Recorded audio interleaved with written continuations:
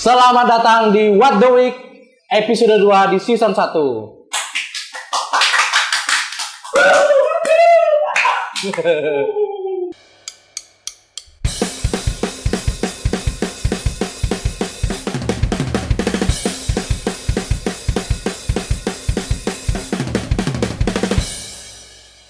Kalau kemarin kita bahas berita yang seputar di dalam negeri di Indonesia, masalah Juragan 99, masalah Dea OnlyFans, itu baru yang nonton baru ratusan, tapi terima kasih udah banyak yang support, udah ada banyak yang komen, banyak yang like, banyak yang subscribe juga, makasih. Oh ya, sebelum mulai ke beritanya, perkenalkan lagi saya di sini Guna Satwam sebagai host, di balik kamera ada produser dan direktur Ari Eka. Jadi nanti minta tolong di follow IG-nya kita ya. Jadi kalian tuh bisa enak nge-DM mau bahas topik apa sih minggu ini. Siapa tahu ada berita-berita yang kelewat. Jadi kalian bisa DM kita, mau DM Ari atau DM saya bisa, gampang. Jadi lanjut aja langsung masuk ke berita pertama. Berita pertama, ini yang lagi sempat benar-benar hits banget. Benar-benar sampai seminggu 2 mingguan hits. Entah itu di Instagram, di media sosial lainnya, mau di Twitter, mau dimanapun, di Facebook, mau di portal-portal berita luar negeri, dalam negeri, ini benar-benar hits banget. Berita pertama adalah Will Smith menampar Chris Rock pada acara Academy Award ke-94. Jadi pada acara Academy Award ke-94 ini si Chris Rock yang kita kenal sebagai komedian, itu dia ngebuat ngejoke-nya itu masalah tentang istrinya si Will Smith, si Jada Pinkett Smith. Jadi dia ngejuk istrinya, terus tiba-tiba si Will Smith itu langsung naik ke panggung, tiba-tiba langsung ditampar begitu aja. Padahal sebelum dia menampar si Chris Rock, Will Smith ini sempat ketawa loh, benar-benar sempat ketawa dengar joke-nya tuh, sempat ketawa. Terus tiba-tiba dia ngelihat istrinya di sebelahnya, langsung kayak istrinya tuh kayak gini tuh, mukanya kayak gitu. Langsung Will Smith bilang, oh istriku ini nggak suka, oke, aku maju ke depan, langsung ditampar aja. Jadi dia di acara itu si Chris Rock tuh bercandain si Jada. Jada tuh gimana sih bacanya Jada ya? Jada itu istrinya si Will Smith. Jadi kan Jada tuh botak ya. Jadi dibercandain nanti kalau si Jada itu bakal menjadi bintang filmnya G.I. Jane. Jadi G.I. Jane itu pemeran ceweknya, plot twistnya kalau mau masuk ke suatu tim dia harus botak dulu. Nah dibilang kayak gitu, wah si Jada nih nanti main di G.I. Jane loh gitu. Terus padahal semua di audiensnya tuh ketawa, bahkan Will Smith pun ketawa juga. Cuman setelah ngelihat si ekspresinya si Jada yang kayaknya kesel banget, jadi ya kayaknya gerakan refleks aja deh si Will Smith tuh naik ke panggung langsung ditampar gitu. Terus ini ada dari Dr. Tirta di @tirta_cipeng. Dia bilang kalau Will Smith itu sebenarnya benar. Jadi istrinya Will Smith itu lagi berjuang melawan penyakit yang membuat dia mengalami kerontokan rambut masif yang disebut alopecia. Jadi menurut Dr. Tirta itu nggak semua orang bisa menerima jokes-jokes seperti itu ya. Mungkin entah si Will Smith memang dia spontanitas marah karena istrinya gitu, atau mau naikin rating di acaranya itu ya. Banyak sih soalnya yang bilang, oh si Will Smith tuh sengaja tuh disetting tuh biar acaranya naik ratingnya, atau Will Smith memang benar-benar marah ya kita nggak tahu juga. Soalnya banyak banget yang ngomong seperti itu ya. Alopecia areata ini sendiri adalah penyakit kebotakan atau kerontokan rambut yang disebabkan oleh penyakit autoimun. Jadi memang si Jada ini mengidap penyakitnya ini sih. Jadi setelah dia menampar Chris Rock, Will Smith ini akhirnya mengundurkan diri dari Oscar. Padahal kalau nggak salah baca sih Will Smith ini benar-benar dapat penghargaan gitu. Dia juga memang langsung setelah dapat penghargaan dia sempat speech, dan speechnya itu memang benar-benar jadi trending lagi di Twitter. Nah itu nggak tahu Will Smith tuh akhirnya mau minta maaf via Instagram atau di Deddy Corbuzier, kita nggak tahu kan. Biasanya Deddy Corbuzier kalau ada masalah-masalah kayak gitu pasti diundang-undang kan. Yang punya masalah ya diselesaikan di Deddy Corbuzier gitu sih. Cuman akhirnya si Will Smith itu beneran minta maaf ke Chris Rock. Di postingannya dia di Instagram ada tuh dia buat permintaan maafnya panjang. Nanti coba lihat sendiri dan lihat sih, nanti kita cantumin di videonya ini. Jadi memang permintaan maafnya tuh memang dicantumin di beberapa hari setelah kejadiannya itu berlangsung. Cuman kalau menurutku sih ini kurang valid ya permintaan maafnya. Nggak diterima di netizen Indonesia. Soalnya netizen Indonesia kalau mau permintaan maaf selalu harus ada yang namanya materai. Wajib kudu harus. Kalau nggak itu nggak valid. Harus dibuatin video, harus nangis-nangis baru itu valid permintaan maafnya. Apa itu permintaan maaf? Nggak laku. Tidak laku.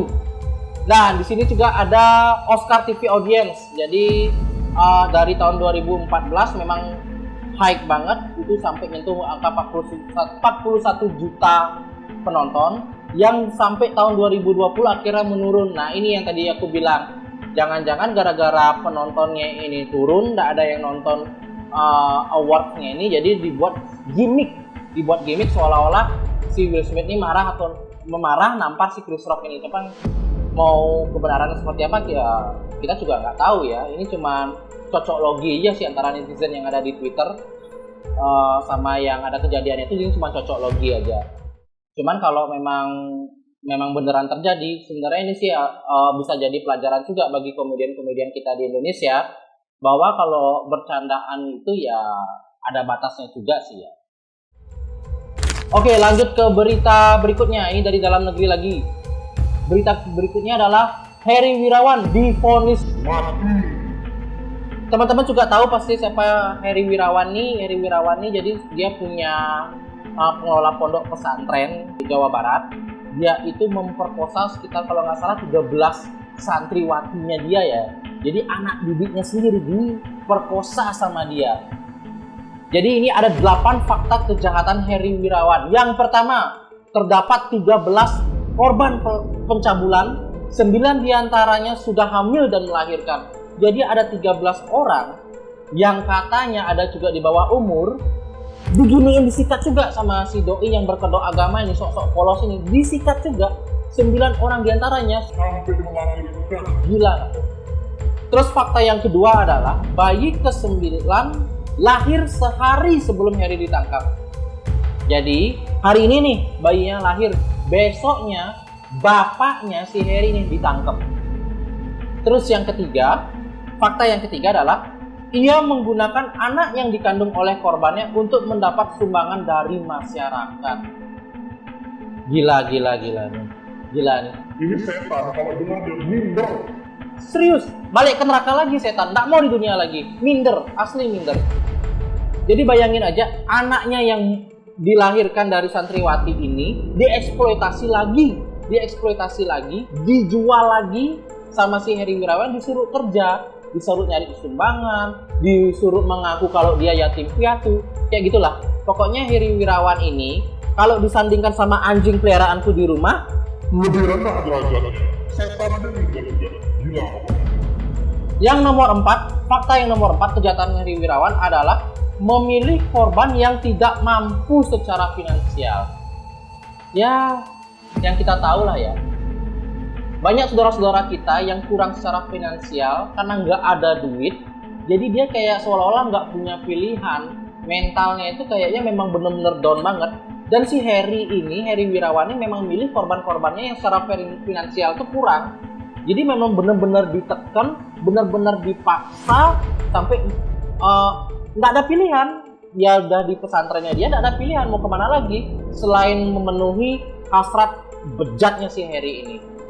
Terus yang fakta nomor 5 adalah si Heri ini melakukan aksi sejak 2016 hingga 2021 dan dibongkar sendiri oleh wali korban. Jadi ada salah satu wali korban kayaknya dia ngelihat, kok anakku seperti ini ya, kok ada perubahan ya, kok tertutup ya, kok badannya ya seperti kita tahu ya kalau orang hamil kan badannya pasti beda banget, kok badannya beda ya. Jadi ini yang akhirnya ngeblow up kasusnya si Heri Wirawan nih.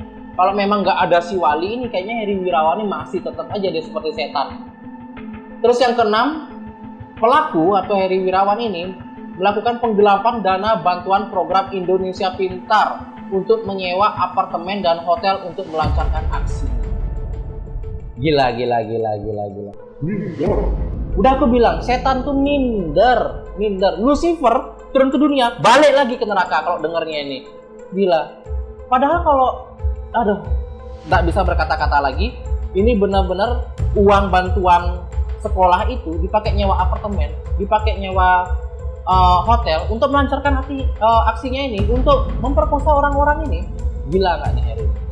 Terus yang nomor 7, fakta nomor 7 adalah salah satu korban adalah sepupu istri Harry Wirawan ini. Sepupu istrinya. Dan dia melakukan aksi bejat saat istrinya hamil besar. Teman-teman di kantorku nih, banyak yang sudah nikah, banyak yang istrinya hamil besar. Yang dilakuin teman-temanku tuh apa? Yang dilakuin itu adalah memelihara istrinya, menjaga istrinya, memijat istrinya. Kalau mau jatah apa? Kalau mau jatah, teman-temanku. Tapi si Harry ini apa yang dilakukan? Memperkosa Nggak bisa berkata-kata lagi. Nomor 8, akhir faktanya adalah akhirnya si Harry ini dihukum mati dan seluruh harta kekayaannya dirampas dan diambil alih oleh negara. Mati kau, dibunuh ya, dihukum mati. Terus ada berita mengejutkan juga, ini beritanya Rabu 6 April. Komnas Perempuan tak sepakat Harry Wirawan dijatuhi hukuman mati. Gila. Memang kalau nggak aneh-aneh itu bukan Komnas HAM namanya di Indonesia. Itu memang ini udah jelas-jelas dia memperkosa 13 santriwati. Dan dia nggak setuju. Komnas Perempuan tak sepakat Harry Wirawan dijatuhi hukuman mati. Satu kata untuk Komnas Perempuan. Itu untuk kamu. Tapi sorry. Kita harus lihat dulu apa sih isi beritanya. Kita harus lihat dulu. Komnas Perempuan menentang hukuman mati karena bertentangan dengan norma internasional hak asasi manusia yang paling dasar adalah hak untuk hidup. Kalau dipikir-pikir benar juga ya, hak untuk hidup itu adalah hak paling dasar ya. Sorry. Berarti yang tadi, yang goblok itu aku cabut. Aku yang goblok. Maaf ya Komnas Perempuan, saya minta maaf. Aku yang goblok. Saya setuju kalau Harry Wirawan itu tidak harus mati. Saya sangat setuju oleh Komnas Perempuan. Tapi Harry Wirawan tidak perlu mati memang, tapi harus dihukum. Hukumannya apa? Ini, tak kasih. 5 hukuman penyiksaan yang paling sadis untuk Harry Wirawan. Yang pertama adalah besau. Jadi ini orangnya digantung terbalik, kakinya di atas, terus di tengah-tengahnya digergaji. Nah, kan asik tuh. Digergaji tuh di tengah-tengahnya, pelan-pelan. Kalau udah mau sekarat, stop dulu. Biasanya lagi lanjut. Pokoknya jangan sampai mati. Kan ini kan yang pasti yang diinginkan oleh Komnas Perempuan. Ini kan yang kamu inginkan. Oke? Lanjut. Yang kedua adalah intestinal crank. Nah, jadi orangnya ditidurkan, kakinya diikat, tangannya diikat, perutnya dibelah sedikit, ususnya ditarik, terus dibawa ke atas, digulung. Nah, ditarik pelan-pelan nih, Pelan-pelan, itu dia. Terus lagi diulur, lagi ditarik. Nggak mati kan? Ini manusiawi kan, ini namanya. Ini kan yang Komnas HAM inginkan kan? Oke, yang ketiga adalah Brazen Bull. Nah, ini terkenal nih. Kayak kalau nggak salah ada satu film deh. Jadi ada patung gitu yang terbuat dari besi. Patungnya bentuknya bentuk banteng gitu, tapi di dalamnya kosong. Itu bisa dibuka. Orang si Harry Wirawan ini bisa dimasukkan ke dalamnya, ditutup terus, lalu dibakar nih. Bantengnya itu dibakar. Ya udah, jadi dia kepanasan. Jadi di bantengnya ini, di mulutnya sama di hidungnya dia ada lubang. Jadi teriakan-teriakan Harry Wirawan ini bisa terdengar. Nah, ini kayaknya cocok deh untuk Harry Wirawan. Jadi ya nggak mati. Kalau memang sudah medium rare, ya udah dikeluarin aja kalau udah medium rare. Jangan sampai benar-benar matang ya.